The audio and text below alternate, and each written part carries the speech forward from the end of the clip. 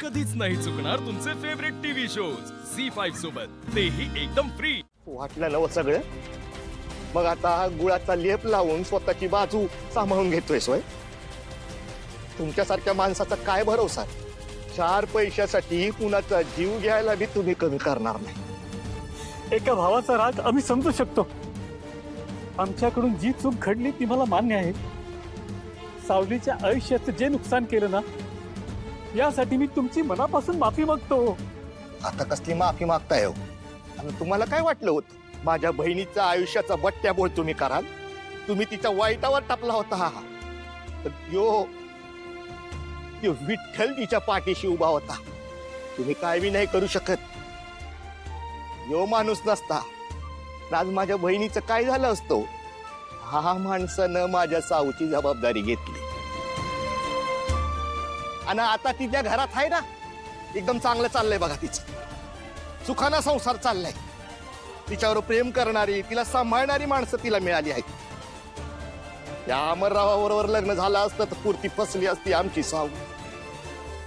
खरं तर या घटनेनंतर मला जाणवलं, सावली सारखी मुलगी ज्या घरात जाईल ना, त्या घराचं सोनच करेलो.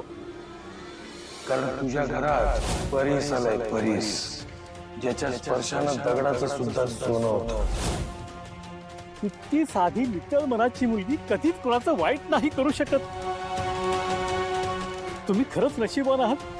सावली तुमच्या आयुष्यात आली. सावली तिच्या नावाप्रमाणेच तुझ्या मुलाच्या आयुष्यात येऊन सावली खरंच त्याच्या पाठीशी सावलीसारखी उभी राहणार. खरं सांगू, आम्ही गरजेपोटी खोटं बोलून आमच्याच नजरेत पडलो. तुम्ही तुमच्या नजरात नाही, तुम्ही माणूस म्हणून पडलात. कोणत्या जन्माची पुण्याई होती काय माहित. अव स्त्रीच्या रूपावर भाळण्यापेक्षा तिचा सांभाळ करणारा पुरुष यो खरा पुरुष असतो. सारंगरावानं माझ्या साऊला सांभाळले,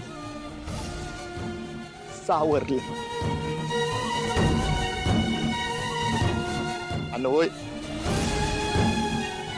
हात जोडून विनंती करतो बघा, 4 पैशासाठी कुणाच्या आयुष्याशी असा खेळ करू नका. रामकृष्ण हरी.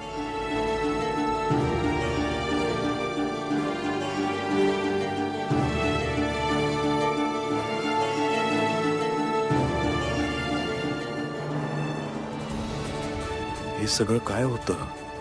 म्हणजे सावलीला पण माझ्यासारखं अंधारात ठेवून तिच्याही आयुष्याचा खेळ केलाय. म्हणजे सावली चुकीची नाही, ती सगळं नीट करण्याचाच प्रयत्न करत होती, पण तिचं ऐकणारं कोणी नव्हतं. मी सावलीला समजण्यात चुकलो, हे मात्र खरं. झी5 ॲप डाउनलोड करा आणि पहा सर्व एपिसोड्स एकदम फ्री.